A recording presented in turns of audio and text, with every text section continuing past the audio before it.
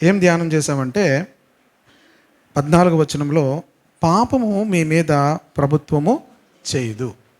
అంటే పాపము యొక్క అధికారం కింద మనము ఉండము.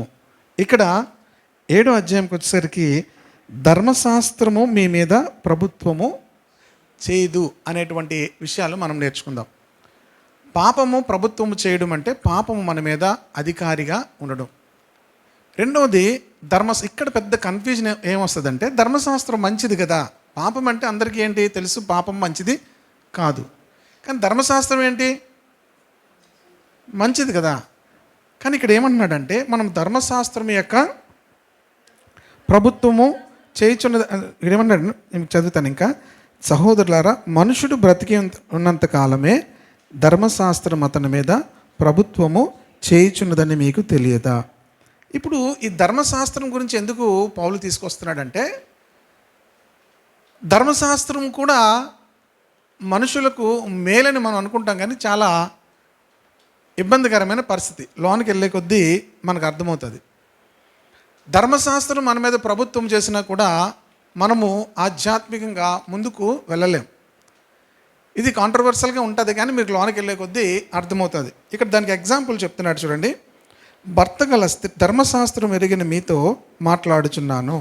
భర్త గల స్త్రీ భర్త బ్రతికి ఉన్నంత వరకే ధర్మశాస్త్రం వల్ల అతని బద్ధురాలు. కానీ భర్త చనిపోయిన ఎడల భర్త విషయమైన ధర్మశాస్త్రం నుండి ఆమె విడుదల పొందును. కాబట్టి భర్త బ్రతికి ఉండగా ఆమెకు వేరొక పురుషుని చేరిన ఎడల వ్యభిచారిణి అనబడును. కానీ భర్త చనిపోయిన ఎడల ఆమె ధర్మశాస్త్రం నుండి విడుదల పొందిన కనుక వేరొక పురుషుని వివాహం చేసుకునను, వ్యభిచారిణి కాకపోను. అంటే అర్థం ఏంటంటే, చనిపోయిన వ్యక్తి ఒక రకంగా చెప్పాలంటే, ఒక వ్యక్తి చాలామందిని హత్య చేశాడు. చాలామందిని ఏం చేశాడు, హత్య చేశాడు, లేదా చాలా దొంగతనాలు చేశాడు. ఇప్పుడు అతనికి ఏం చేయాలి, శిక్ష విధించాలి. పోలీసులు పట్టుకున్నారు, అతనికి ఏం చేయాలి, అతను చేసిన హత్యలను బట్టి ఉరిశిక్ష కానీ లేకపోతే జీవిత ఖైదు కానీ వేయాలి. ఇప్పుడు అతను చచ్చిపోయాడు. ఏమైంది, చచ్చిపోయాడు. ఏం చేయగలరు ధర్మశాస్త్ర పోలీసులు, ఏం చేయగలరు, లా ఏం చేయగలదు, ఏమి చేయడానికి అవకాశం లేదు. ఎందుకు, ఆ వ్యక్తి ఏమయ్యాడు, ఎవరికి శిక్ష విధించాలో, ఎవరికి ఉరిశిక్ష విధించాలో ఆ వ్యక్తి ఏమయ్యాడు, చనిపోయాడు. ఈ మాటను మీరు గుర్తుంచుకోండి. ఇప్పుడు మనమందరం శిక్షకు పాత్రులు. మనమందరినీ కూడా ఏం చేయాలి, శిక్షించాలి. మనకు శిక్ష, నరక శిక్ష వేయాలి. కానీ ఇప్పుడు మనం చచ్చిపోయాం. మీకు అర్థం లేదా, ఏమైంది, చచ్చిపోయాం. మీరు ఎప్పుడు చచ్చిపోయారు, మనందరం బతికే ఉన్నాం కదా, మనందరం బతికే ఉన్నాం కదా. అందుకే బాప్తీసం తీసుకునేటప్పుడు మనం ఏమవుతున్నామంటే, 6వ అధ్యాయంలో చూడండి 3వ వచనం, క్రీస్తు యేసులోనికి బాప్తీసం పొందిన మనమందరము ఆయన మరణములోనికి బాప్తీసం పొందుతామని. చాలామందికి బాప్తీసం అంటే ఏదో మతంలోనికి రావడం, లేకపోతే బాప్తీసం అంటే ఇంకా నేను ఏమంటారు, నేను బాగా ఒక ఆయన ఈ మధ్య అడిగితే, ఆయన కాదు, ఒక అమ్మాయిని, మేము వెస్ట్ బెంగాల్ వెళ్ళినప్పుడు ఒక అమ్మాయిని అడిగితే, అమ్మాయి ఏం చెప్పిందంటే, నేను ఇంకా బైబిల్ కంప్లీట్ చేయలేదు, బైబిల్ కంప్లీట్ చేసిన తర్వాత బాప్తీసం తీసుకుంటాను. ఇంకొక అబ్బాయిని మ్యారేజ్ అయింది, వాళ్ళు కొత్తగా మ్యారేజ్ అయింది. ఆమె నా ఫ్రెండ్ అబ్బాయి, చాలా మేము యంగ్ ఏజ్లో ఉన్నప్పుడు అడిగాను, నువ్వు బాప్తీసం తీసుకుంటావా అని అడిగితే, నేను తీసుకుంటాను. వాళ్ళ వైఫ్ని అడిగాను, నువ్వు తీసుకుంటావమ్మా అంటే, ఆయన తీసుకుంటే నేను తీసుకుంటాను అన్నది.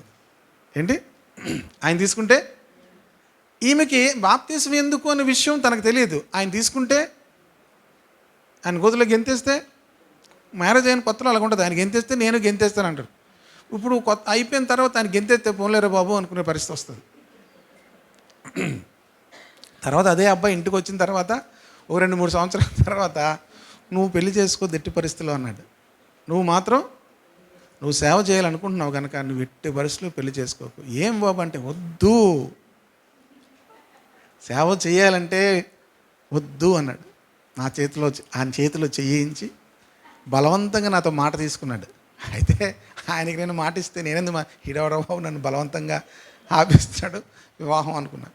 అయితే అది కాదు, బాప్తిసం ఎందుకు తీసుకోవాలనే విషయం పూర్తిగా ఇప్పటికీ చాలామందికి అర్థం కాదు, చాలామందికి తెలియదు. ఇప్పుడు దేవుని బిడ్డలారా, మనం చచ్చిపోతే మనకు శిక్ష ఉండదు. ఏముండదు? ఇప్పుడు మనం చచ్చిపోవాలంటే ఏం చేయాలి? నీకు అర్థమవుతుందా? అర్థమవుతుంది. నన్ను మళ్ళీ అడుగు. నువ్వు బాప్తిసం తీసుకున్నావు కదా, నీకు అర్థమవుతుంది, ఇంకా బాగా ఎన్లైట్మెంట్ వస్తుంది. నేను బాప్తిజం తీసుకున్నప్పుడు ఇవన్నీ విషయాలు ఎవరు చెప్పలే.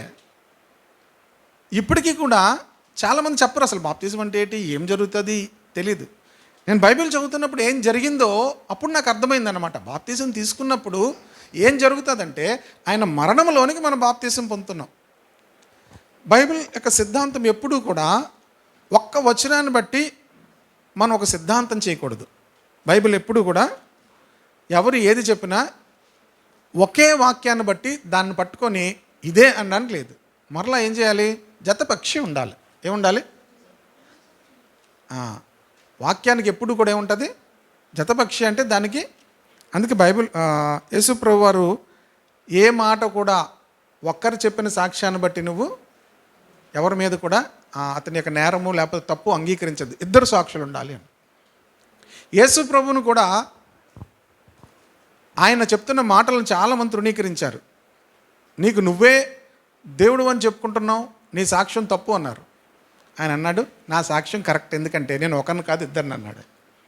ఎందుకు? నేను నా తండ్రి కూడా నాలో ఉన్నాము అని. అంటే రెండు సాక్ష్యాలు, రెండు మాటలు ఎక్కడైనా ఉన్నాయంటే అది ఖచ్చితంగా దానిని మనం తీసుకోవచ్చు, ఒక సిద్ధాంతం చేయొచ్చు. చూడండి, కొలస్సీ పత్రిక 2వ అధ్యాయము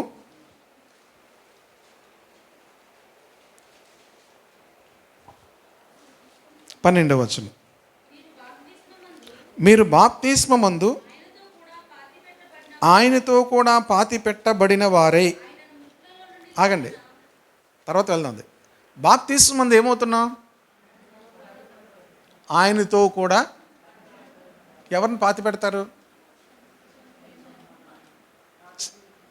చనిపోయిన వాళ్ళని పాతి పెడతారు. మీరు మరియు స్పిరిచువల్గా ఆలోచించకండి. జనరల్గా ఎవరిని పాతి పెడతారంటే జనరల్ విషయమే. ఎవరిని పాతి పెడతారు? చనిపోయిన వాళ్ళని పాతి పెడతారు. ఎలా చనిపోయాం మనం? ఎప్పుడు చచ్చిపోయాం? మరి దేవుని బిడ్డలారా, మనం అపరాధముల చేతను పాపముల చేతను ఏమయ్యాం? చచ్చిన వారమేండగా క్రీస్తు కూడా మనల్ని ఆయన బ్రతికించాడన్న మాటను కూడా ఉంటుంది. మనము పాపముల చేత చచ్చిపోయిన వారుగా ఉన్నాం. ఇప్పుడు దేవుడు మనల్ని ఏం చేశాడు? బ్రతికించాడు. అంతేకాదు, ఆయన మరణించినప్పుడు మనము కూడా ఆయన మరణంతో సహా అనుభవం గలవారం అవుతాం. ఆయన దేని కొరకు మరణించాడు? పాపములకు శిక్షగా ఆయన మరణించాడు. పాపములకు శిక్షగా ఆయన మరణించాడు. మానవులు చేసిన పాపములకు శిక్షగా ఆయన మరణించాడు. ఇప్పుడు ఏం చేస్తున్నాడు? మనల్ని అందరినీ కూడా బాప్తిసం తీసుకోవడం ద్వారా, ఆయన యందు విశ్వాసం ఉంచడం ద్వారా మనం ఏమవుతున్నామంటే మనము కూడా చనిపోయాము అని ఒప్పుకుంటున్నాం. ఆయన నా స్థానంలో ఏమయ్యాడు? శిక్ష అనుభవించి మరణించాడు. సో దాన్ని నేను అంగీకరిస్తూ నేను బాప్తిసాన్ని తీసుకుంటున్నాను. ఇప్పుడు నాకేమవుతుంది? నేనేమవుతున్నాను? ఇప్పుడు చనిపోయిన లెక్కల్లో ఉంటున్నాను. ఇప్పుడు నాకేముండదు? శిక్ష ఉండదు. ఇప్పుడు నేను చేసిన నేరాలు, నేను చేసిన తప్పులు అన్నీ ఉన్నాయి, కానీ ఏముండదు. ఎందుకు ఉండదు?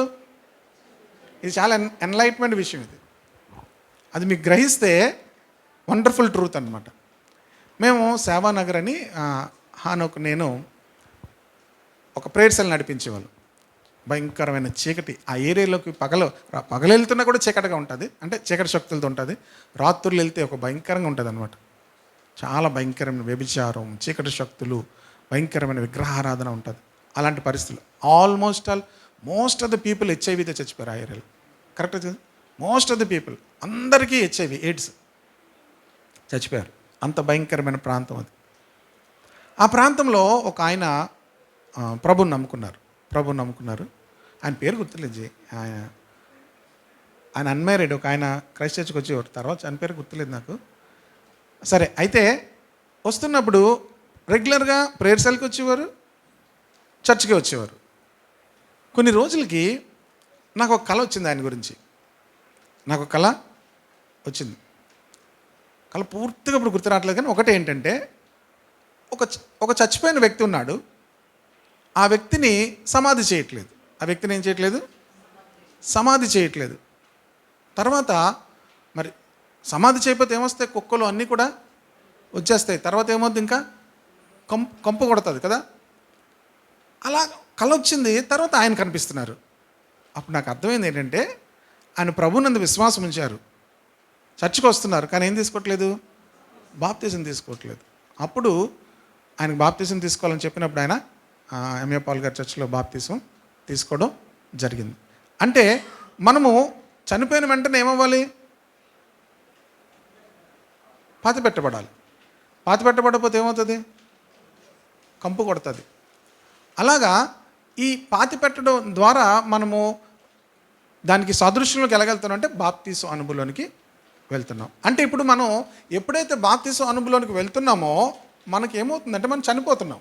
మనం పూర్తిగా చనిపోయాము అని బహిరంగముగా మనం ఒప్పుకున్నాం. పరలోకం మనల్ని ఏం గుర్తిస్తుంది అంటే, ఈ వ్యక్తి చనిపోయాడు, ఇక ఈ వ్యక్తి మీద శిక్ష ఏమీ లేదు. అందుకే తర్వాత అధ్యాయంలోకి వెళ్ళినప్పుడు చెప్తాను. చనిపోయిన వ్యక్తికి ఏం లేదు, అందుకే ముందు చెప్పాను. ఇక్కడ పౌలు ఏం ఎగ్జాంపుల్ ఇస్తున్నాడంటే, భర్త ఉన్నంత కాలము కూడా ఆ స్త్రీ ధర్మశాస్త్రం వల్ల అతనికి ఏమి బద్ధురాలు. ఆమె ఇంకొక పురుషుని దగ్గరికి వెళ్తే ఆమె ఏం చేస్తుంది? వ్యభిచారం చేస్తుంది. చనిపోయి ఇంకొక భర్తను వివాహం చేసుకుంది అనుకోండి, అదేంటి? వ్యభిచారం కాదు, పాపము కాదు. అదే చెప్తున్నాడు ఇక్కడ. భర్త గల స్త్రీ 7వ అధ్యాయం 2వ వచనం. భర్త గల స్త్రీ భర్త బ్రతికి ఉన్నంత వరకే ధర్మశాస్త్రం వల్ల అతనికి బద్ధురాలు, కానీ భర్త చనిపోయిన యెడల భర్త విషయమైన ధర్మశాస్త్రం నుండి ఆమె విడుదల పొందును. కాబట్టి భర్త బ్రతికి ఉండగా ఆమెకు వేరొక పురుషుని చేరిన యెడల వ్యభిచారిణి అనబడును, కానీ భర్త చనిపోయిన యెడల ఆమె ధర్మశాస్త్రం నుండి విడుదల పొందెను గనక వేరొక పురుషుని వివాహము చేసుకునను, వ్యభిచారిణి కాకపోను. ఇప్పుడు భర్త ఎవరు? స్త్రీ ఎవరు అమ్మా? సంఘం కరెక్ట్. స్త్రీ మీరు, నేను, మొత్తం అందరూ స్త్రీయే. భర్త ఎవరు? ఇక్కడ ముందు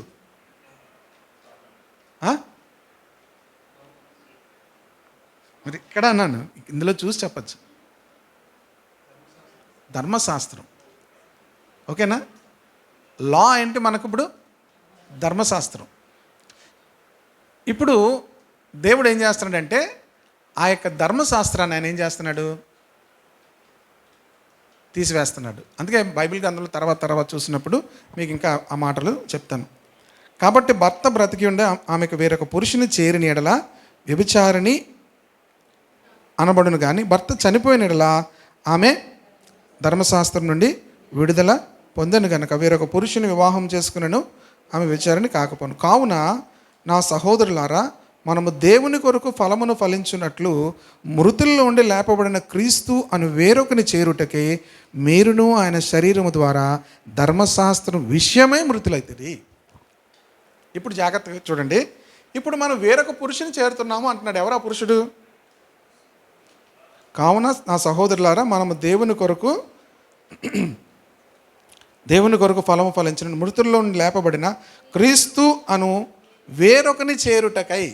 ఇంతకుముందు ఎవరితో ఉన్నాము? కనెక్ట్ అయి ఉన్నాము? ధర్మశాస్త్రంతో కనెక్ట్ అయ్యాము. పాత నిబంధన అంతా కూడా ధర్మశాస్త్రాన్ని కనెక్ట్ అయి ఉన్నారు. ఇప్పుడు మనం దేనికి కనెక్ట్ అవుతున్నాము? వేరొక పురుషుని కనెక్ట్ అవుతున్నాం. అంటే ఎవరు? క్రీస్తుని కనెక్ట్ అవుతున్నాం. అర్థమవుతుంది కదా? ఇప్పుడు కృపకు కనెక్ట్ అవుతున్నాం. ఇంతకుముందు లాకి కనెక్ట్ అయ్యాము. ఇప్పుడు ఎవరు కనెక్ట్ అవుతున్నాం? ధర్మశాస్త్రానికి కనెక్ట్ అయ్యాము మనము. ఇప్పుడు క్రీస్తుకు కనెక్ట్ అవుతున్నాం. పాత నిబంధనలు ఉన్నవారు అందరికీ కూడా భర్త ఎవరు?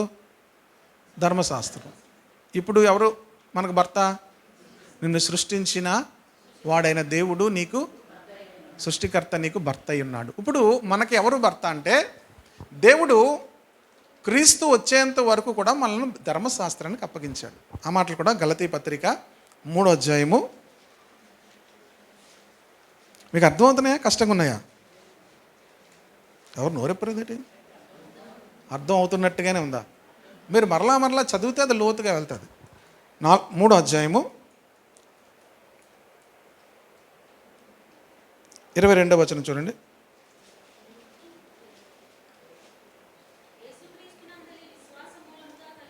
ఉమ్, ఉమ్, ఆ. ఇది ఇంకా భయంకరమైన మాట చదివితే. వాక్యము అందరినీ ఏం చేసిందట? దేటి బాబోయ్. వాక్యం అంటలేదు, లేఖనం అంటే ధర్మశాస్త్రం అన్నమాట. ధర్మశాస్త్రం ఏం చేసిందట? అందరినీ పాపములో బంధించెను. ఇంకా మీరు 21వ వచనం కూడా 19వ వచనం చదువుతాను చూడండి. అలాగైతే ధర్మశాస్త్రం ఎందుకు? ఎవనికి వాగ్దానము చేయబడినో ఆ సంతానం వచ్చే వరకు అది అతిక్రమములను బట్టి దానికి తరువాత ఇయ్యబడెను. ఓకేనా? తర్వాత 22 చదివాం కదా. యేసుక్రీస్తునందుల విశ్వాసం మూలముగా కలిగిన వాగ్దానము విశ్వసించి వారికి అనుగ్రహింపబడినట్లు లేఖనం అందరినీ పాపములో బంధించెను. ఇంకా తర్వాత వచనం చదువుతున్నాను. విశ్వాసం వెల్లడి కాక మునుపు ఇక ముందుకు బయలుపరచబడబోవు విశ్వాసం అవలంబించవలసిన వారముగా చెరలో ఉంచబడినట్టు మనము ధర్మశాస్త్రమునకు లోనైన వారమైతే. ధర్మశాస్త్రం అందరినీ కూడా చెరలో ఉంచింది. ధర్మశాస్త్రం అందరినీ కూడా ఏం చేసింది? చెరలో ఉంచింది. అంతేకాదు పాపములో ఏం చేసిందట? బంధించింది. ఇది ఎందుకు అలాగ అయిందంటే ఇంకా చదివితే మనకు అర్థమవుద్ది. 24వ వచనం. కాబట్టి విశ్వాస మూలమున నీతిమంతులమని తీర్చబడినట్లు క్రీస్తునద్దకు మనల్ని నడిపించుటకు ధర్మశాస్త్రం ఏంటి? బాల శిక్షకుడు అంటే ఏంటి? ఇంగ్లీష్లో ఏముంది? ఎవరిని చూసి చెప్పండి. గార్డియన్. ధర్మశాస్త్రం మనకేమైంది? బాల శిక్షకుడు. చిన్నప్పుడు మనకు బాలశిక్ష, బాలమిత్ర అని ఉంటాయి తెలుసా? చిన్నపిల్లలకి అది. చిన్నపిల్లలకి ధర్మశాస్త్రం ఇప్పుడు ఏమంటున్నాడు? బాల శిక్షకుడు ఆయన. ఎందుకు? పైన వచ్చిన ఏముంది? క్రీస్తునొద్దకు మనలను నడిపించుటకు. క్రీస్తునొద్దకు మనల్ని నడిపించుటకు ధర్మశాస్త్రం మనకు బాల శిక్షకుడు ఆయన. ఇప్పుడు మనం ఇంజనీరింగ్ చేయాలన్నా, మనము డాక్టర్స్ అవ్వాలన్నా ముందే ఏ క్లాస్ నుంచి వెళ్ళాలి? ఎలిమెంటరీ నుంచి వెళ్ళాలి కదా. ఎలిమెంటరీ నుంచి వెళ్ళాలి. సో దేనికి వెళ్తున్నాం ఎలిమెంటరీ నుంచి అంటే మనం హయ్యర్ ఎక్స్పీరియన్స్లోనికి వెళ్ళడానికి. ఈ ధర్మశాస్త్రము మనకేమైంది? బాల శిక్షకుడు ఆయను.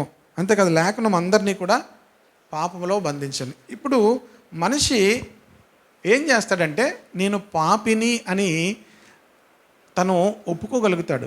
ధర్మశాస్త్రం చదివినప్పుడు ఏం జరుగుతుందంటే నేను పాపిని అని గ్రహించగలుగుతాడు. ధర్మశాస్త్రం చదవద్దని కాదు, ధర్మశాస్త్రం వాక్యం చదువుతున్నప్పుడు మనకి ఏం అర్థమవుతుందంటే నేను పాపిని అనే విషయం అర్థమవుతుంది మనకి. అందుకే దేవుని వాక్యం అంటే మనకు అర్థం వంటిది అనే మాట కూడా ఉంటుంది కదా. వాక్యం చదవలేదు అనుకోండి, మనం చాలా నీతిమంతులు అనుకుంటాం. వాక్యం చదవకపోతే మనం ఏమనుకుంటాం? చాలా మంచివారము అనుకుంటాం, చాలా నీతిమంతులు అనుకుంటాం. వాక్యము చదువుతున్నాం అనుకోండి, ఆ వాక్యపు వెలుగు మన మీద ఏం చెప్తుందంటే నువ్వు పాపివి అని చెప్తుంది. నీలో ఏముంది? పాపం ఉంది. దేవుని యొక్క వాక్యపు వెలుగు మన హృదయాల మీద కొట్టినప్పుడు, అందుకే మందిరంలోనికి వస్తున్నప్పుడు దేవుని మాటలు మనం వింటున్నప్పుడు కానీ చదువుతున్నప్పుడు కానీ మనకి ఏం కలుగుతుందంటే నేను పాపిని అనే విషయం మనం గ్రహించగలుగుతాం, సులువుగా గ్రహించగలుగుతాం. చాలామంది వాక్యం చదవరు గనక, చాలామంది వాక్యానికి దూరంగా ఉంటారు గనక వాక్యం వినేటప్పుడు కూడా కొంతమంది ఏమనుకుంటారంటే నా కోసమే చెప్తారేంటి అనుకుంటారు. చాలా చోట్ల జరిగే విషయం ఏంటంటే, ఇబ్బందికరమైన పరిస్థితి ఏంటంటే, అందులో నాకు ఈ వరం ప్రత్యేకంగా ఉన్నట్టు తర్వాత తెలిసింది ఏంటంటే, మాట్లాడుతుంటే నా కోసమే చెప్తున్నారు, తెలిసి చెప్తున్నారు అని ఒకటి. రెండోది ఏంటి? ఎవరు చెప్పారు ఆయనకి, నా గురించి ఎవరు చెప్పారు? ఇగో ఈడే చెప్పాడు, లేకపోతే ఈమె చెప్పుంటాడు, లేకపోతే ఆయనకి ఎలా తెలుస్తుంది? బైబిల్ క్లియర్గా ఉంది.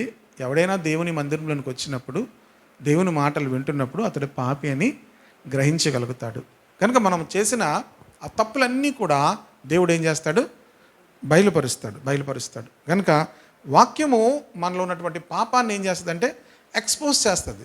కానీ దాంట్లోంచి బయటకు వచ్చేటువంటి మార్గం మాత్రం మనిషి వల్ల కాదు. నువ్వు పాపివని నువ్వు గ్రహిస్తావు, కానీ పాపంలోంచి బయటికి ఎలా రావాలో కానీ ఎవరు మనలను విడిపించలేరు. ఎప్పుడైతే మనం పాపిమని గ్రహిస్తామో అప్పుడు మనము పాపములను విడిపించే రక్షకుని ఆశ్రయించాలి. పాపములోంచి విడిపించే రక్షకుని ఏం చేయాలి? ఆశ్రయించాలి. మనం పాపులమే కాకపోతే రక్షకుని ఏం చేయాలి? ఆశ్రయించాలి. ఇప్పుడు అందుకే వేరొక వ్యక్తిని, దేవుని కొరకు మనం ఫలం ఫలించినట్లు వేరొక వ్యక్తిని యొద్దకు మనము చేరుతున్నాము అన్నాడు. ఆ వ్యక్తి ఎవరు? యేసుక్రీస్తు. కావున నా సహోదరులారా, మనము దేవుని కొరకు ఫలం, రోమాపత్రిక 7:4 మనము దేవుని కొరకు ఫలము ఫలించినట్లు మృతుల్లో నుండి లేపబడిన క్రీస్తు అని వేరొకని చేరుటకై మీరును ఆయన శరీరము ద్వారా ధర్మశాస్త్రం విషయమై మృతులైతిరి. ఇప్పుడు ధర్మశాస్త్రం యొక్క ప్రభుత్వం నుంచి దేవుడు మనల్ని ఏం చేస్తున్నాడు? విడిపిస్తున్నాడు. అది కూడా మీరు నేను ఏం చేయలే. ఆయన మరణించినప్పుడు ఆ ధర్మశాస్త్రం యొక్క అధికారం నుంచి కూడా దేవుడు మనల్ని విడిపించాడు. మీరు ఇది పూర్తిగా అర్థం అవ్వాలంటే రోమాపత్రిక, గలతీ పత్రిక, హెబ్రీ పత్రిక 3 చదివితే ధర్మశాస్త్రం యొక్క అధికారం నుంచి ప్రభువు మనల్ని ఎలా విడిపించాడో మనకు అర్థమవుతుంది. ఓకేనా? నాకు మరి అవకాశం ఉన్నంత వరకు చెప్తాను. ఇప్పుడు కనుక దేవుని కొరకు మనం ఎలా ఫలించగలమో, అంటే ఫలించడం అంటే పరిశుద్ధంగా జీవించడం, నీతిగా జీవించడం, ప్రభు కొరకు ఫలించే జీవితం మనకు రావాలంటే ఈ ధర్మశాస్త్రం బట్టి మనం ఏం చేయలేము? అలాగా చేయలేము, అలాగా జీవించలేము. నేను ఈ మాట మరి కొత్త నిబంధనలో ఉంది కదా ఇలాగా, మరి పాత నిబంధనలో ఉన్న వాళ్ళ పరిస్థితి ఏంటి అని ఆలోచిస్తున్నప్పుడు పాత నిబంధనలో అందరూ ఫలించలేదు. పాత నిబంధనలో అందరూ ఏం చేయలేదు? అక్కడక్కడ కొంతమంది అలాగ అబ్రహాం వంటి వాళ్ళు, అలాగా ముందుకు వెళ్తే ఏసేపు వంటి వారు. ఏసేపు ఫలించడు కొమ్మ అనే మాటను మనం చూస్తాం. అలాగే కొంతమందిని అలాగ మనము స్పెసిఫిక్గా చూడొచ్చు. మిగతా వాళ్ళందరూ కూడా ఏమయ్యారు? కొత్త నిబంధనలో అలా చూడలేము. కొత్త నిబంధనలో చాలామంది, ఒక సీజన్కి ఒకే నాయకుడు ఉన్నాడు. అబ్రహాం సీజన్లో అబ్రహాం ఒక్కడే, అలాగే తర్వాత ఏసేపు సీజన్లో ఏసేపు ఒక్కడే, అలాగే మోషే సీజన్లో మోషే ఒక్కడే. అలా తరమునకు ఒక్కొక్కరును దేవుడు లేపేవాడు. నోవహు దినముల్లో నువ్వు తప్ప ఎవరూ కూడా నా దృష్టికి నీతిమంతులు లేరు అన్నారు. కానీ ఇప్పుడు చూస్తే ఎంతోమంది నీతిమంతులు ఉన్నారు, ఎంతోమంది దేవుని కొరకు పనిచేస్తున్న ఉన్నారు, ఎంతోమంది దేవుని కొరకు ఫలిస్తున్న వారు ఉన్నారు. ప్రతి స్థలంలో కూడా ఉన్నారు, ప్రతి ప్రాంతంలో కూడా ఉన్నారు. ప్రియ దేవుని బిడ్డలారా, మరి వాళ్ళు ఎలాగయ్యారు అంటే జాగ్రత్తగా గమనిస్తే ఈ ఉదయవేళలో కూడా నేను 119వ కీర్తన చదువుతున్నప్పుడు, నేను ఆలోచిస్తూ చదువుతున్నప్పుడు స్పెసిఫిక్గా కొంతమంది దేవునిని వెతికేవారు. కేవలము బైబిల్ చదవడం లేకపోతే ప్రార్థన చేసుకోవడం కాదు, కానీ దేవునిని వెతికేవారు. దేవునిని చూడాలని, దేవునిని కలుసుకోవాలని ఆ ఆశతో దేవునితో సంబంధం, వ్యక్తిగత సంబంధం కలిగి ఉండేవారు. అలాంటి వారిలో అబ్రహాం ఒకడు, అలాంటి వారిలో ఏసేపు ఒకడు, అలాంటి వారిలో మోషే ఒకడు. దావీదుతో ఉన్న అనుభవం, ఎజ్రాకు ఉన్నటువంటి అనుభవం, వాళ్ళు దేవునితో ఉన్నటువంటి అనుభవం కేవలం ధర్మశాస్త్రం చదివేవారు మాత్రమే కాదు, దేవునితో వ్యక్తిగతముగా వారు సంబంధాన్ని కలిగి ఉండేవారు. దేవునితో వ్యక్తిగత సంబంధం కలిగి ఉండడమే కొత్త నిబంధన. అర్థమైందా మీకు?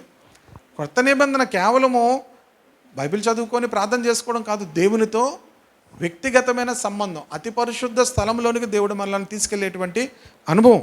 కనుకనే ఆ పాత నిబంధనలో ఉన్నప్పటికీ కూడా వారు నీతిమంతులుగా తీర్చబడ్డారు. దేవుని కొరకు వారు ఫలించారు, దేవుని కార్యములు వారు చేయగలిగారు. కొత్త నిబంధనలు అయితే ప్రభువును విశ్వసించి ప్రభు మార్గంలో నడుస్తున్న మనం అందరమును కూడా ఆ రీతిగానే మనము చేయడానికి కృపాదేవుడు అనుగ్రహించాడు.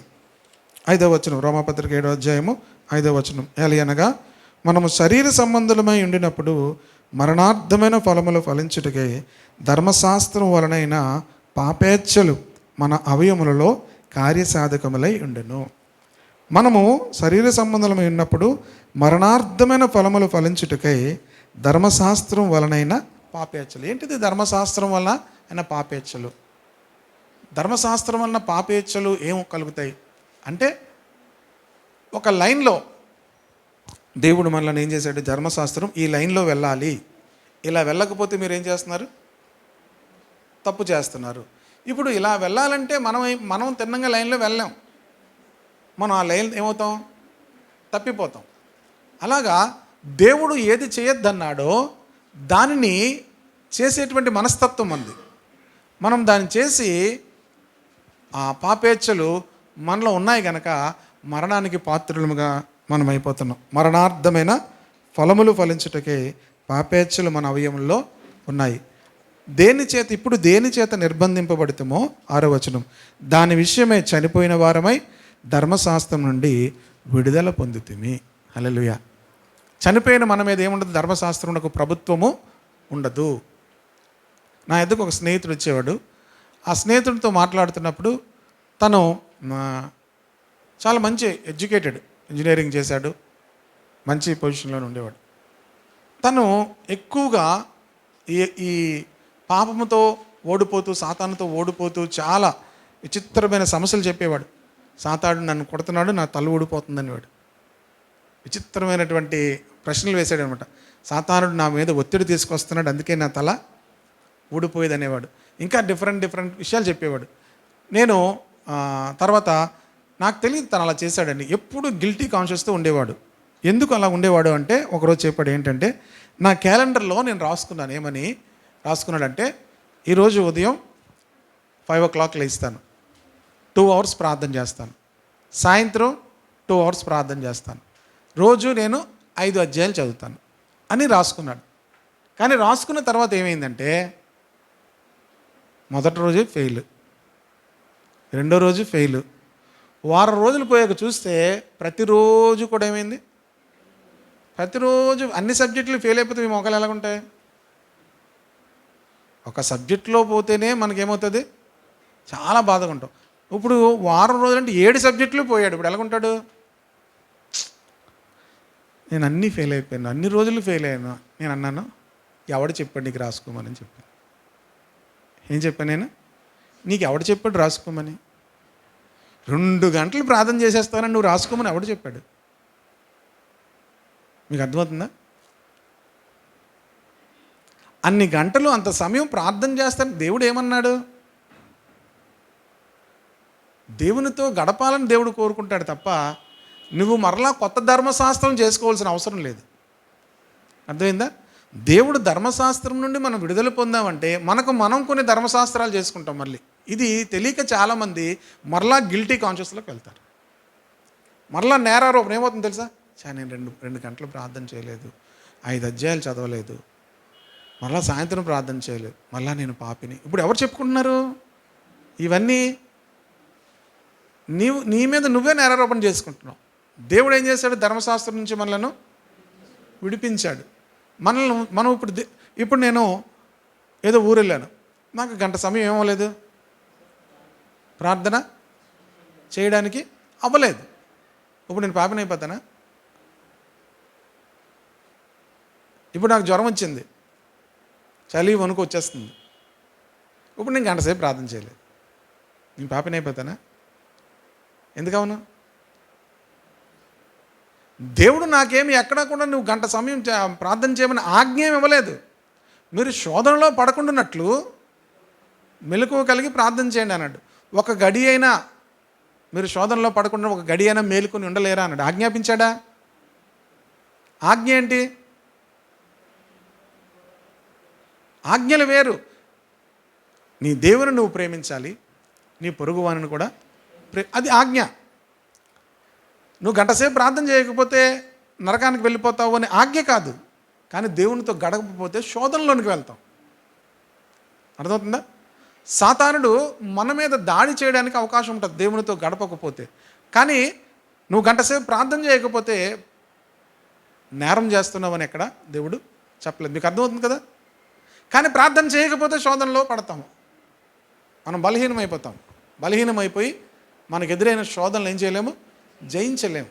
శోధనలో పడకుండా ఉండాలంటే దేవునితో గడపాలి. మీకున్న మెంటల్ నాలెడ్జ్తో శోధనలు మనము జయించలేము. దేవునితో గడిపిన వారే శోధనలు ఏం చేయగలుగుతారు? ఈజీగా జయించగలుగుతారు. పాపమును ఈజీగా జయించగలుగుతారు.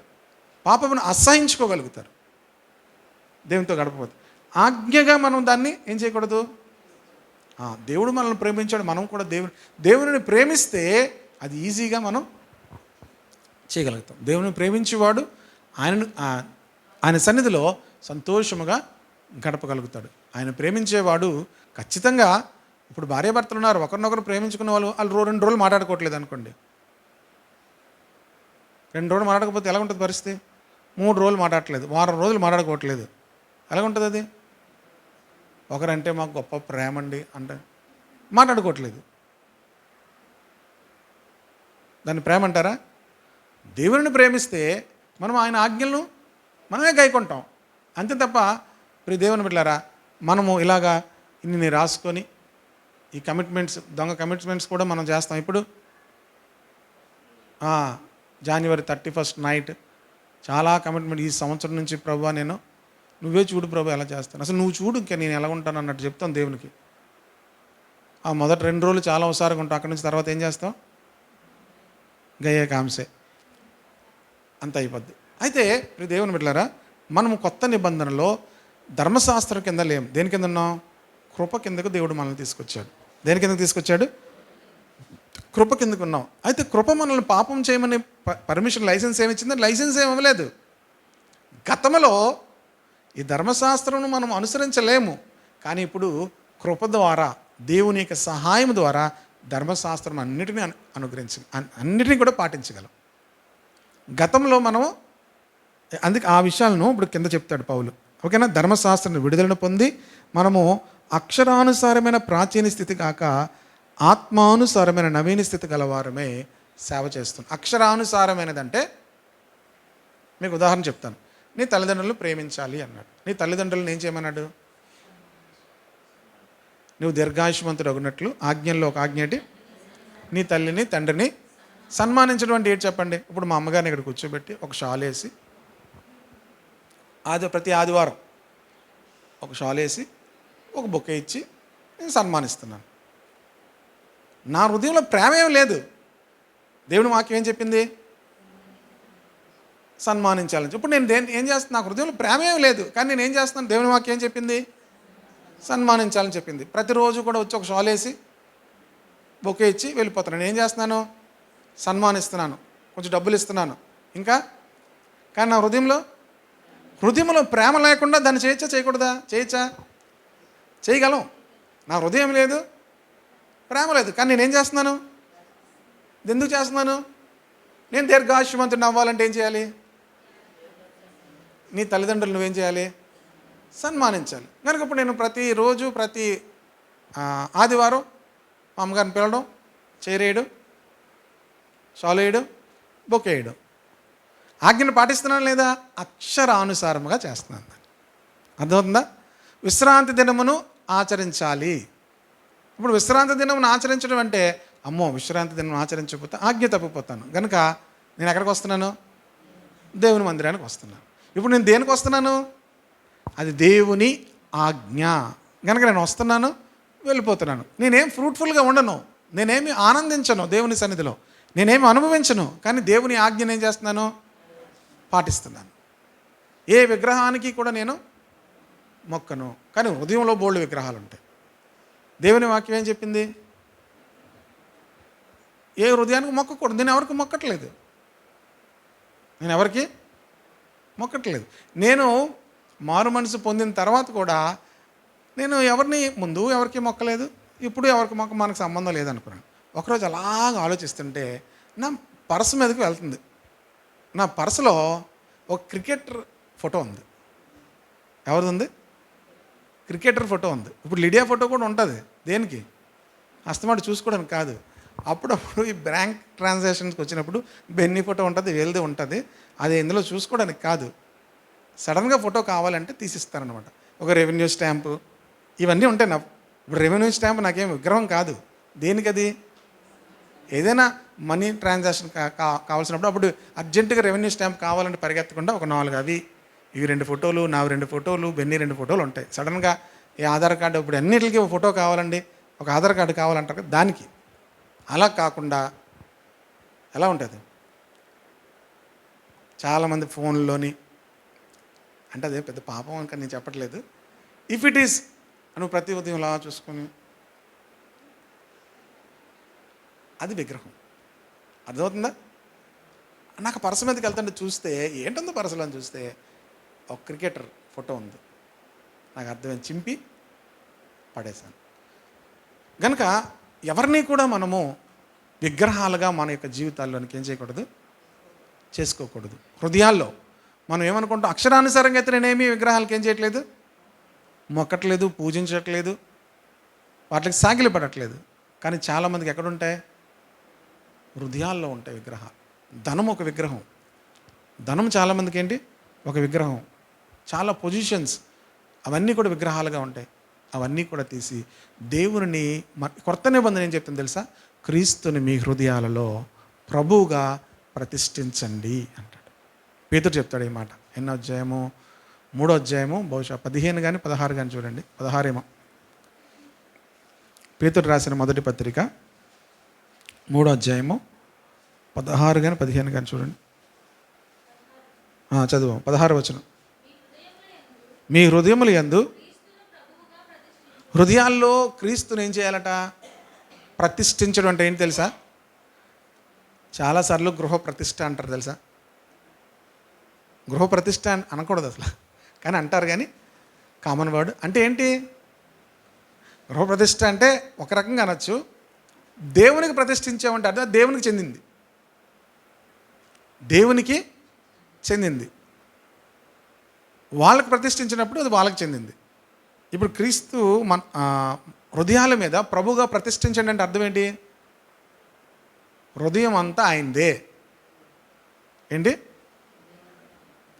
పేతురు ఏం చెప్తున్నాడు, మీ హృదయాలలో క్రీస్తును ప్రభువుగా ప్రతిష్ఠించండి. ఇంగ్లీష్లో ఏముంది బాబు? 3:16, 1 Peter 3:16.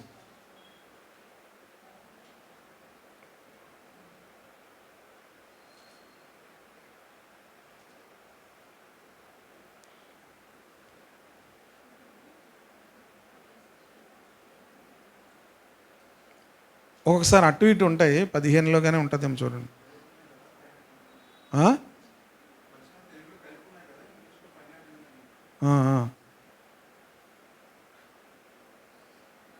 But in your hearts river Christ as lord. ఇంకొన్ని వర్షన్స్లో ఇంకా బాగుంటుంది. ఒకవేళ ESV ఉంటే అది చాలా బాగుంటుంది. 15వ వచనంలో ఉంది. ఏముంది 15వ వచనంలో? మీ హృదయాల్లో క్రీస్తును పరిశుద్ధంగా మీరు చేయడం. కానీ తెలుగులోనే బాగున్నట్టుంది. అయితే క్రీస్తును ప్రభు ఏముంది,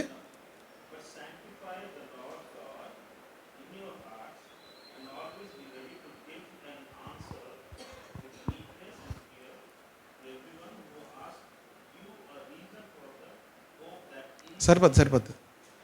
క్రీస్తును ప్రభుగా ప్రతిష్ఠించడము అంటే అన్నిటికన్నా తెలుగులో బాగుంది.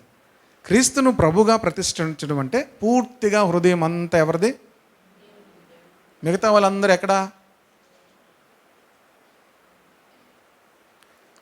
ఎక్కడా, ఇది చాలా గో అవుట్. ఏం చేయాలి, ప్రభుకి మనం ఏం ఇవ్వాలి? ఇంతకుముందు వచ్చేది, హృదయమే నీ ఆలయం క్రీస్తు. క్రిస్మస్ రోజు వచ్చేది ఆ పాట. ఇప్పుడు అవేం వేయట్లేదు, అంతా అడావిడ అయిపోతుంది. యాంప్లిఫైడ్లో ఏముంది?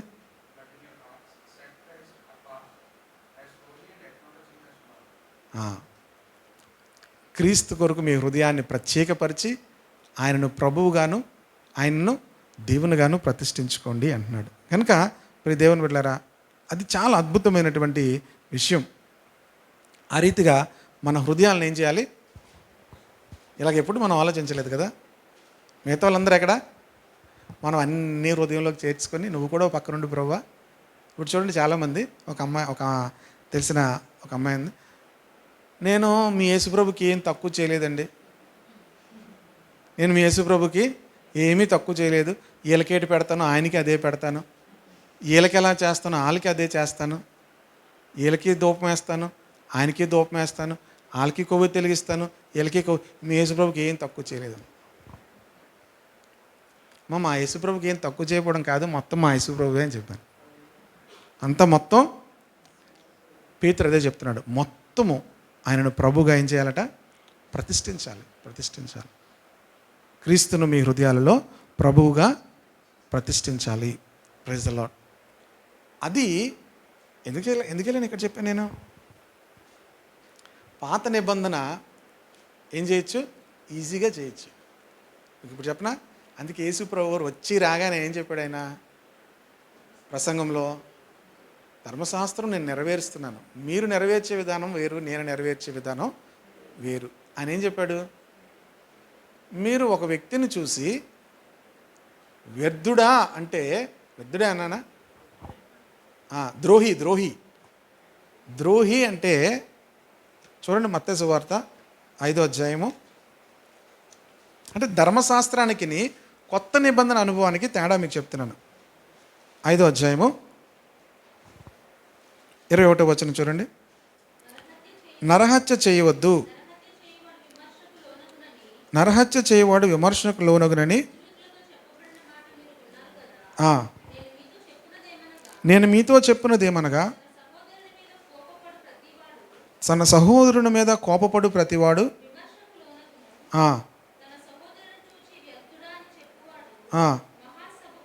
మహాసభకు లోనగును. బాబోయ్, ఇప్పుడు కొత్త నిబంధన కష్టమా, పాత నిబంధన కష్టమా? కొత్త నిబంధన చాలా కష్టం. నరహత్య మనం ఎవరిని చేస్తామా, చెయ్యం. కొత్త నిబంధన ఏం చెప్తుంది, సహోదరుని చూచి నిర్నిమిత్తముగా, ఒకటనేసి కిందనేముంది, నిర్నిమిత్తముగా కోపపడు ప్రతి వాడికి దేవుడు విమర్శ చేస్తాడు.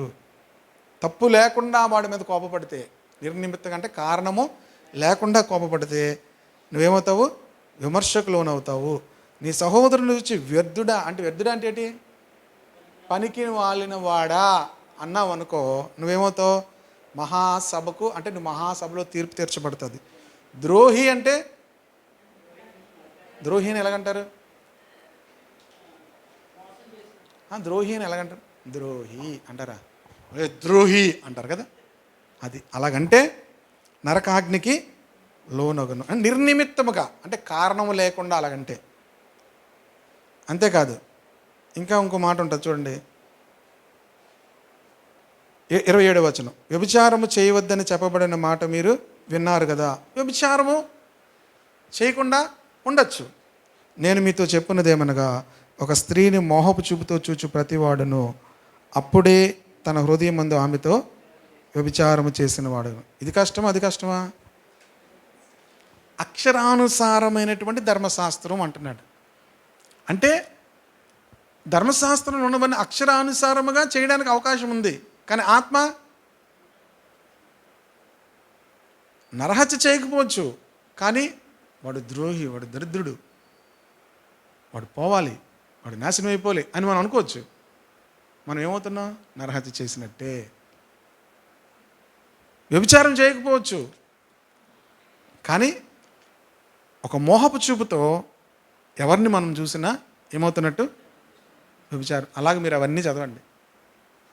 అలా చదివితే కొత్త నిబంధన ఆధ్యాత్మికమైనది. అందుకే ఇక్కడ అక్షరానుసారమైనది. ధర్మశాస్త్రం ఏంటి, అక్షరానుసారమైనది. అక్షరానుసారంగా చేయొచ్చు. పౌలేమంటాడంటే, ధర్మశాస్త్రం విషయమే నేను అనింద్యుడను అంటాడు. ధర్మశాస్త్రం అంతటినీ కూడా నేను పాటించాను అంటున్నాడు అనింద్యుడిని అంటే. కానీ ఆత్మలో ఎవడు కూడా అంత ధైర్యంగా చెప్పలేడు. ఎందుకంటే ప్రభువు చెప్తున్నారు, ఇలాగ పాటించాలి, ఇలా పాటించాలి. ఇది ఎవరికి వల్ల కాదు, ప్రభు యొక్క నెక్స్ట్ అధ్యాయంలోకి వెళ్ళినప్పుడు నేను చెప్తాను. ఆత్మానుసారమైన నవీన స్థితి గలవారమే సేవ చేయుచున్నాము. 7వ వచనం. కాబట్టి ఏమందుము, ధర్మశాస్త్రము పాపమైన అట్లనరాదు. మరలా నేను రోమపత్రిక 7వ అధ్యాయం 7వ వచనంకి వచ్చాను.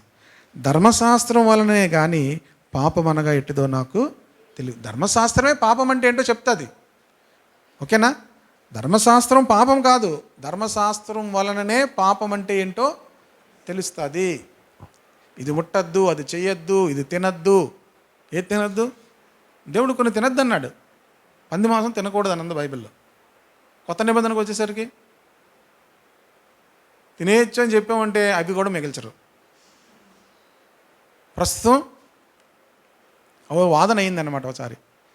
పౌలు కొత్త నిబంధనలో ఏది కూడా నిషేధింపదగినది కాదు, దేవుడు సృష్టించిన ప్రతి వస్తువు మంచిది కనుక ప్రార్థన చేసుకొని వాక్యం వల్ల కూడా అది పవిత్రము స్టార్ట్ చేస్తారు. ఇంకా అందుకని చాలామంది తింటారు.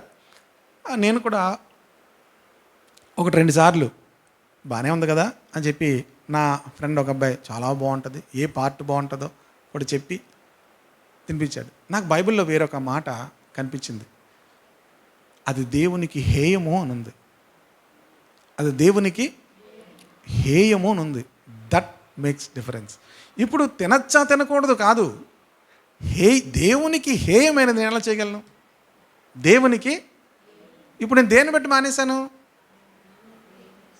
ఇప్పుడు నేను దేవుని ప్రేమిస్తున్నాను కనుక ఆ మాట కూడా మీకు చూపిస్తాను. యెషయా గ్రంథంలో దేవునికి అది హేయమైనది. తినచ్చా తినకూడదా అంటే కొత్త నిబంధనలో పేతురుకు దర్శనం ఇచ్చి దేవుడు అక్కడ అన్ని చతుష్పాద జంతువులు అన్నీ ఉన్నాయి, వండుకొని చంపుకొని తిను అన్నాడు. దాన్ని బట్టి కొంతమంది ఏం చేస్తారు? తింటారు. అది దేవునికి ఏంటిది? హేయము. కనుక దేవునికి హేయమైనది నేను ఎలా చేస్తున్నది? ఎప్పుడైనా హేయమే. కొత్త నిబంధనలో, పాత నిబంధనలో హేయమైనది కొత్త నిబంధనలో ప్రియమే అవ్వదు. అర్థమైందా? పాత నిబంధనలో హేయమైనది కొత్త నిబంధనలు ఏమవ్వదు? ప్రియము కాదు. అది నాకు హేయం అనే ఒక మాట ఉంటుంది యెషయా గ్రంథం చివరి అధ్యాయాల్లో.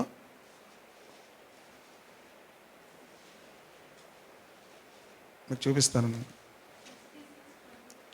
అమ్మా. 66:24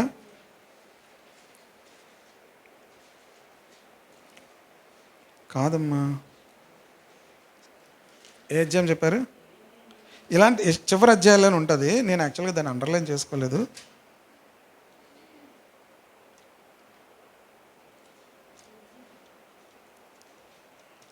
సరే, ఒకవేళ నాకు ఆ వచనం జస్ట్ చూస్తే కనిపించేస్తుంది. కనిపిస్తే అప్పుడు మీకు నేను పంపిస్తాను. కనుక ఏ అధ్యాయమా? 66. Okay, praise the Lord. తోటలోనికి వెళ్ళవాలని మధ్య నిలుచున్న ఒకని చూచి తమను ప్రతిష్ఠించుకొనుచు పవిత్రపరచుకొనుచున్న వారే పంది మాంసమును హేయ వస్తువును పంది కొక్కులను తినువారు. అవన్నీ దేవునికి ఏంటి? ఇప్పుడు చైనాలో తినేస్తారు కదా పందికొక్కులు, మామూలు తినేస్తాము. ఇప్పుడు తినడమా తినకూడదా అని క్వశ్చన్ చెప్పట్లే. దేవునికి అదేంటి? హేయమైనది కనుక మనం దాన్ని ముట్టుకోకూడదు. ఇప్పుడు మనం ధర్మశాస్త్రంలో చేస్తాం. ఎలా చేస్తాం? ప్రేమతో చేస్తాం, ఆజ్ఞతో కాదు. ఒక కొత్త నిబంధన కోణంలో చూస్తే తినేయచ్చు. ఇంకో విషయం తెలుసా? భయంకరమైన జబ్బులు కూడా వస్తాయి. వాటిలో ఏమొస్తాయి? దేవుడు కొన్ని విషయాలు తినద్దు అని చెప్పినవి, అవి దేవుడు హేయమైనది చెప్పాడు. అంతేకాదు మన ఆరోగ్యం దృష్టిలో ఉంచుకొని కూడా చెప్పాడు. మాంసం హెచ్చుగా తినువారితో సహవాసం చేయకూడదు అన్నాడు. ఎందుకన్నాడు? తిండిపోతులు, త్రాగుపోతులు, నిద్రపోతులు దరిద్రులు అవుతారు అని ఉంది కదా. కనుక వాటిని చూసి మనం ఏం చేయాలంటే మనం జాగ్రత్త పడాలి. ఓకేనా? ఇప్పుడు మనకి ఆజ్ఞ కొత్త నిబంధనలో ఆజ్ఞ లేదు, కానీ ఇప్పుడు ఆ ధర్మశాస్త్రం చూసి మనం ఏమవ్వాలి? జాగ్రత్త పడాలి. ఇది మనం తిండి తిన్నంత పాపం మనం చేసేస్తున్నామని కాదు, కానీ దాన్ని ఏం చేయాలి? ఆధ్యాత్మికంగా మన జీవితాలు వాక్యాన్ని బట్టి ఏం చేసుకోవాలి? ప్రభువునందు ప్రేమతో వాటిని మన జీవితాల నుంచి దూరము చేసుకోవాలి. ఓకేనా? ఇప్పుడు అందుకే ధర్మశాస్త్రం పాపం కాదు. ఏమన్నాడు 7:7లో? రోమాపత్రిక 7:7 ధర్మశాస్త్రము పాపమాయన అట్లనే రాదు. ధర్మశాస్త్రం వల్లనే కానీ పాపం అనగా ఎట్టుదో నాకు తెలియకపోను. ధర్మశాస్త్రం లేకపోతే అసలు పాపం అంటే ఏంటి మనకు ఎలా తెలుస్తుంది? ఇది ఏది పాపం అనేది ఎలా తెలుస్తుంది అని చెప్తున్నాడు. ఆశింపవద్దని ధర్మశాస్త్రం చెప్పని ఎడల దురాశయనగా ఎట్టిదో నాకు తెలియకపోను. ఆశించద్దు, నీ పొరుగు వానిది ఏది కూడా ఆశించద్దు అని దేవుని వాక్యం చెప్పలేదు అనుకో. అసలు దురాశ అంటే ఏంటో నాకు ఎలా తెలుస్తుంది? అయితే పాపము ఆజ్ఞను హేతువు చేసుకొని సకల విధములైన దురాశలు నా యందు పుట్టించెను. అర్థమవుతుందా? ఇప్పుడు పాపం ఏం చేస్తుందంటే ఈ ధర్మశాస్త్రం హేతువు చేసుకొని సకలమైన దురాశలు నా యందు పుట్టిస్తుంది అంటున్నాడు. మీకు విషయం ఏంటంటే చెప్తే, పాపం ఉంది, ధర్మశాస్త్రం లేనప్పుడు పాపం మృతం. ఆ తర్వాత వచనంలో ఉంచండు. ధర్మశాస్త్రం లేనప్పుడు పాపము మృతము. అంటే ఇప్పుడు ధర్మశాస్త్రం లేదు అంటే ఆజ్ఞ లేదు, సిగ్నల్స్ లేవు. నేను ఎలాగ వెళ్ళిపోవచ్చు? ఆగకుండా బ్రేక్ వేయకుండా వెళ్ళిపోవచ్చు. సిగ్నల్ ఉంది, సిగ్నల్ ఉన్నా నేను వెళ్ళిపోయాను అనుకోండి, ఏమవుద్ది? నీకు అర్థమవుతుందా? సిగ్నల్ ఉంది అయినా నేను వెళ్ళిపోయాను. ఇప్పుడు నేను ఏం చేశాను? తప్పు చేశాను. వాళ్ళు ఫోటోలు తీస్తారు, లేకపోతే పట్టుకుంటారు, కేసు రాస్తారు. సిగ్నల్ లేదు, నేను స్పీడ్గా వెళ్ళిపోతాను. ఇంతకుముందు సిగ్నల్ ఉండేవి, స్పీడ్గా వెళ్ళిపోయాను అనుకోండి, ఏమవుతాయి? ఇప్పుడు ఎన్ఏడి జంక్షన్లో సిగ్నల్స్ లేవు, వెళ్ళిపోవచ్చు. కానీ స్పీడ్ లిమిట్ పెట్టారు, 40 వెళ్ళాలి. సిటీ లిమిట్స్లో ఎంత స్పీడ్ వెళ్ళాలి? 40. కొంచెం దూరం వెళ్తే 60 ఉంటుంది, కొంచెం దూరం వెళ్తే 70 ఉంటుంది, మ్యాక్సిమం 80 ఉంటుంది. అంతకు మించి ఉండదు, స్పీడ్ వెళ్ళడానికి లేదు. ఇప్పుడు దానికి మించి స్పీడ్ వెళ్ళాను అనుకోండి, నన్ను ఆ కెమెరాస్ ఆ కార్ నెంబర్ ఏం చేస్తే స్కాన్ చేస్తాయి. తర్వాత నాకు ఎక్కడ ఆ యాప్లో చూస్తే పలానా చోట మీరు ఓవర్ స్పీడ్ 1000 రూపాయలు కట్టాలి. ఇప్పుడు ఆ లిమిట్ లేదు, నేను అంత స్పీడ్ వెళ్ళిన ఏం లేదు, తప్పు లేదు. కనుక ఇక్కడ ఏమంటున్నాడంటే, ఎప్పుడైతే ఇది చేయకూడదు అనేటువంటి ఆజ్ఞ ఉందో నాలోని పాపం ఉంది ఆల్రెడీ. ఎప్పుడైతే ఆదాము తప్పు చేశాడో మన అందరిలో ఏముంది? పాప స్వభావం ఉంది. ఈ పాపం ఏం చేస్తుందంటే మనలోని వెళ్ళిపో అని ప్రేరేపిస్తుంటుంది అనమాట. ఇంకా స్పీడ్ కొట్టి అంటుంది. ఇంకా ఆశించు, ఇంకా కోరికలు ఇంకా పెంచేస్తుంటుంది. ఇది ఎవరు చేస్తుంది? ఎవరు? పాపం, నాలో ఉన్నటువంటి పాపం చేస్తుంది. దేనివల్ల అది పాపం అయింది? ధర్మశాస్త్రం ఒక ఆజ్ఞ పెట్టింది, అంత స్పీడ్ వెళ్ళకూడదు, అంత తినకూడదు, అంత చూడకూడదు అని ఆజ్ఞ పెట్టింది. ఆ ఆజ్ఞలను బట్టి నేనేమవుతున్నాను? తప్పు చేసిన వాడిగా అవుతున్నాను. అర్థమవుతుంది కదా? ఇంకా కిందకి వెళ్తా. అయితే పాపం ఆజ్ఞను హేతు చేసుకుని సకల విధమైన దురాశలను ఆయన పుట్టించాను. ధర్మశాస్త్రం లేనప్పుడు పాపము మృతము. ఒకప్పుడు నేను ధర్మశాస్త్రం లేకుండా జీవించుచుంటిని. అంటే ధర్మశాస్త్రం లేనప్పుడు మోషే ధర్మశాస్త్రం ముందు వరకు, మోషే ద్వారా ధర్మశాస్త్రం రాకమునుపు మిగతా చాలామంది ఉన్నారు కదా. ఒక్కొక్కరు 965 సంవత్సరాలు మెతుషెల జీవించాడు. 65, 66, 65 అనుకుంటా, 69, 969 సంవత్సరాలు జీవించాడు. వీళ్ళందరూ కూడా, వీళ్ళకి ఏమి లేదు, ధర్మశాస్త్రము లేదు. మోషే వచ్చిన తర్వాత ధర్మశాస్త్రం వచ్చింది. అప్పుడు వరకు కూడా అదే అంటున్నాడు అనమాట. ఒకప్పుడు నేను ధర్మశాస్త్రం లేకుండా జీవించుంటుంది, ఆజ్ఞ వచ్చినప్పుడు పాపమునకు మరలా ఏమైంది? జీవం వచ్చింది, నేనైతే చనిపోయాను.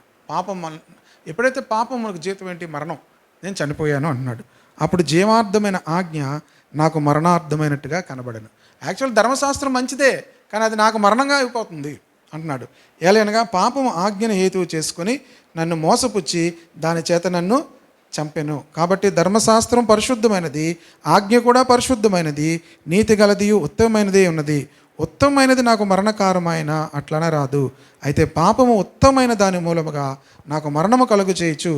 పాపము పాపమైనట్టుగా అగుపడు నిమిత్తము, అనగా పాపము ఆజ్ఞ మూలముగా అత్యధిక పాపమగు నిమిత్తము అది నాకు మరణకారమైను. ధర్మశాస్త్రం ఏం చేస్తుందంటే ఆ పాపాన్ని మరింత పాపముగా కనబడేటట్టు చేస్తుంది. నేనేమవుతున్నాను? చనిపోతున్నాను, పాపములో చనిపోతున్నాను. ధర్మశాస్త్రం ఆత్మ సంబంధన తిరుగుదము, అయితే నేను పాపమునకు అమ్మబడి శరీర సంబంధనై ఉన్నాను. ఏలైనగా నేను చేయనది నేను ఎరుగను, నేను నిశ్చయించినది నేను చేయక ద్వేషించినదియే నాకు ఇష్టం లేదు, అయినా దాన్ని నేను చేయవలసి వస్తుంది. మీకు అర్థమవుతుందా? ఈ డెలివరెన్స్ అనేది మన జీవితంలో మీకు ఇష్టం ఉండదు, కానీ దాన్ని చేస్తారు. మానేయాలనుకుంటున్నాను, విడిచిపెట్టాలనుకుంటున్నాను, కానీ ఏం చేస్తున్నాను? టీవీ మానేయాలనుకుంటున్నాను, ఈ ఫోన్ విడిచిపెట్టడం పూర్తి వదిలేయమని కాదు, ఆ ఫోన్ ఎడిక్షన్లోంచి మనం ఎడిక్షన్లో ఉండకూడదు, దాన్ని మనం విడిచిపెట్టలేకపోతున్నాం. ఇలాగా చాలా విషయాలు మనం చేయాలనుకుంటాం కానీ చేయలేం. కావున ఇకను ధర్మశాస్త్రం శ్రేష్టమైనదిగా కనబడినట్లు కావున ఇకను దానిని చేయునది నాయందు 17వ వచనం, నాయందు నివసించు పాపమే కానీ నేను కాను. నాయందు అనగా నా శరీరమందు మంచి ఏది నివసింపదని నేను ఎరుగుదను. మేలైనది చేయవలన కోరిక నాకు కలుగుచున్నది కానీ దానిని చేయుటకు నాకు కలుగుటలేదు. నేను చేయగోరు మేలు చేయక చేయగోరును కీడు చేయుచున్నాను. నేను కోరని దానిని చేసిన యెడల దాన్ని చేయనది ఆయన నివసించు పాపమే కానీ ఇకను నేను కాను. అంటే నేను చేయకూడదు అనుకుంటున్నాను, కానీ చేయవలసి వస్తుంది. ఎవరు చేయిస్తున్నారు? పాపము చేయుచున్నది. కనుక చివరికి వచ్చేస్తే ఈ విషయం ఇదంతా ఇంచుమించు ఒకలాగే ఉంటుంది. 23వ వచనం, వేరొక నియమము నా అవయవంలో ఉన్నట్టు నాకు కనబడుచున్నది, అది నా మనస్సునందున్న ధర్మశాస్త్రముతో పోరాడుచు నా అవయవంలోనున్న పాప నియమమునకు నన్ను చెరపట్టి లోపరుచుకునిచున్నది. నా శరీరంలో వేరొక నియమం ఉంది అంటున్నాడు.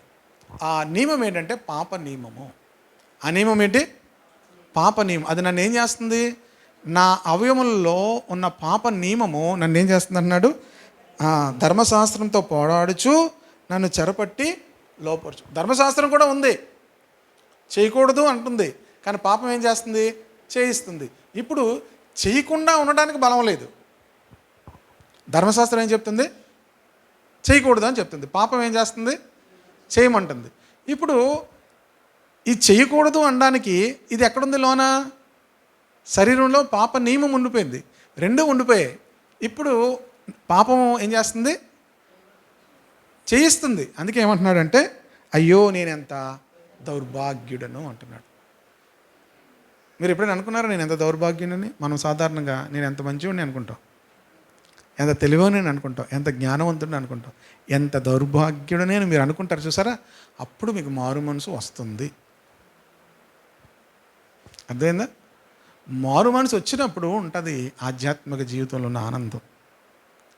అయ్యో నేను ఎంత దౌర్భాగ్యం నేను దేనికన్నాడంటే, నాకు డబ్బులు లేవని, నాకు అనారోగ్యం ఉందని, నాకు లేకపోతే ఏదో జరగట్లేదని అనలేదు నేను దౌర్భాగ్యుడని.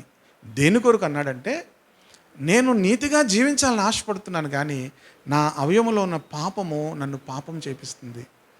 ధర్మశాస్త్రం వద్దని చెప్తుంది, కానీ ఈ పాపము నన్ను ఏం చేస్తుంది? నన్ను జయించి పాపం చేపిస్తుంది. ఇకను చేయనిది నేను కాను, నాలో నివసించినది పాపమే నన్ను చేపిస్తుంది అంటున్నాడు. ఇట్టి మరణమునకు లోనగు శరీరమును నన్ను ఎవడు విడిపించునో, మన ప్రభువైన యేసుక్రీస్తు ద్వారా దేవునికి కృతజ్ఞతాస్తుతులు చెల్లించున్నాను. కాగా మనస్సు విషయంలో నేను దైవ నియమమునకును, శరీర విషయంలో పాపం నియమమునకును దాసుడు. మనసేమో అంతా ధర్మశాస్త్రం ఉంది, శరీరములో అంతా పాప నియమం ఉంది. అర్థమవుతుందా? ఈ అనుభవం నుంచి నెక్స్ట్ లెవెల్ అనుభవంలోనికి రావాలి. అది నెక్స్ట్ వీక్ చెప్తాను. ఈ అనుభవంలోంచి ఆ నెక్స్ట్ అనుభవం victorious life, victorious Christian life అనేది రోమాపత్రిక 8వ అధ్యాయంలో ఉంటుంది. మీరు ఇంటికి వెళ్ళిన తర్వాత 7వ అధ్యాయము 8వ అధ్యాయం కూడా చదవండి. నెక్స్ట్ వీక్ నేను చెప్పినప్పుడు మీకు క్లియర్గా అర్థమైపోతుంది. ఇప్పుడు ఈ పాప నియమమును మనం ఎలా జయించాలి అనే విషయము నెక్స్ట్ అధ్యాయంలో పౌలు క్లియర్ చేసి, ఇప్పటి వరకు ఏవేవి మన మీద ప్రభుత్వం చేస్తుంది? పాపం మన మీద ప్రభుత్వం చేస్తుంది, ధర్మశాస్త్రం మన మీద ప్రభుత్వం చేస్తుంది. పాపము ప్రభుత్వం చేస్తుంది, ధర్మశాస్త్రం ప్రభుత్వం చేస్తుంది, కానీ పాపమే జయిస్తుంది. అందుకే ఏమంటున్నాడంటే నేనెంత దౌర్భాగ్యుడను అంటున్నాడు. నన్ను ఇలాంటి శరీరంలో నుంచి ఎవడు విడిపిస్తాడు అన్నాడు. ఆ విషయాలను నెక్స్ట్ వీక్లో నేను ధ్యానం చేస్తాను. కనుక అర్థమైందా? ఏమైనా క్వశ్చన్లు ఉన్నా కూడా అడగచ్చు. మీకు రిటైర్డ్ పీపుల్కి క్వశ్చన్లు రావు, కానీ ఎస్పెషలీ యవనస్తులకి ఈ ప్రశ్నలు వస్తాయి. నాకు ఆ 3 అధ్యాయాలు 6, 7, 8 అధ్యాయాలు అర్థమైన తర్వాత క్రీస్తులో ఉన్న విజయము ఎలా అనుభవించవచ్చు అనే విషయం నాకు అర్థమైంది. అందుకే ఈ 3 అధ్యాయాలు అంత టైం తీసుకొని చెప్తున్నాను. మీరు కూడా వాటిని మరలా చదవండి. మనకి 2 నియమాలు ఉన్నాయి. ఒకటి ఏంటి? పాప నియమము. రెండోది ఏంటి? ధర్మశాస్త్రము. ఈ రెండిట్ల మధ్యలో ఎప్పుడు కూడా పోరాటం అవుతూ పాపమే గెలిచేస్తుంది. అందుకని ఇశ్రాయేలు అందరూ కూడా దేవునికి విరోధంగానే జీవించారు, పడిపోయారు. అక్కడక్కడ కొద్దిమంది కాలేబు వంటి వారు, యెహోషువ వంటి వారు, కొద్దిమంది అలాగా ఆయా సీజన్లో ఆయా సమయాల్లో వారు నిలవబడ్డారు. కానీ మోస్ట్ ఆఫ్ ది ఇజ్రాయలైట్స్ అందరూ కూడా అరణ్యంలో నడిచి వచ్చిన వారందరూ కూడా యెహోషువ కాలేబులు తప్ప మిగతా వాళ్ళందరూ కూడా పాపంలో పడిపోయారు, దేవునికి విరోధంగానే అయిపోయారు. ఎందుకంటే వారిలో ఉన్న పాప నియమము ఏం చేసిందంటే వారి మనసులో ఉన్న ధర్మశాస్త్రం జయించి వారి చేత పాపము చేయించి వారు నాశనం అవడానికి కారణమైంది. కొత్త నిబంధనలో ఉన్న మనకు దేవుడిచ్చే జయము నెక్స్ట్ వీక్ మనం మెడిటేట్ చేద్దాం. ప్రార్థన చేసుకుందాం. మహోన్నతుడా, పరిశుద్ధుడా, మా రక్షకుడా, ప్రభా నీకు వందనాలు చెల్లిస్తున్నాం తండ్రి. పాప నియమము నాయన తండ్రి మానవుని యొక్క జీవితంలో ప్రభా, అది నాయన తండ్రి ఆదాము అవ్వలు పాపము చేసినప్పటి నుంచి కూడా ఆ నియమము నాయన మానవుని యొక్క అవయముల్లో ఉంది. ధర్మశాస్త్రమును జయించి మరి అది నాయన పాపము చేపిస్తుంది ప్రభా. కేవలం మందిరములకు వచ్చినంత మాత్రాన, వాక్యము చదివినంత మాత్రాన వాటిని జయించలేకపోతున్నాం ప్రభా. నాయన ఇట్టి మరణమునకు లోనగు శరీరం నుంచి నన్ను ఎవడు విడిపించునని, అయ్యో నేను ఎంత దౌర్భాగ్యుడినని పౌలు ప్రార్థించాడు ప్రభా. పాపమును బట్టి మేము కూడా ఒక దినాన్ని తండ్రి, అయ్యో నేను ఎంత దౌర్భాగ్యుడను, ఈ యొక్క సిన్ఫుల్ లైఫ్ నుంచి నన్ను ఎవరు విడిపిస్తారని ఏడ్చినప్పుడు ప్రభా, కృపచేత విడిపించిన దేవా నాయన నెక్స్ట్ నాయన తండ్రి చాప్టర్లో ప్రభా మేము ధ్యానిస్తున్నప్పుడు ప్రభా ఆ విషయాలు ప్రభా అందరికీ అర్థమై ప్రభా నాయన క్రీస్తులో ఉన్నటువంటి గొప్ప విజయ జీవితాన్ని, అనుభవాన్ని ప్రతి ఒక్కరు అనుభవించాలి, అనేకులకు దీవెనకరంగా ఉండినట్లుగా సహాయం చేయండి. ఈరోజు వాక్య ధ్యానము ప్రతి ఒక్కరి జీవితంలో ఆశీర్వాదకరంగా ఉంచమని కోరుతూ యేసుక్రీస్తు నామములో ప్రార్థిస్తున్నాం తండ్రి, ఆమేన్.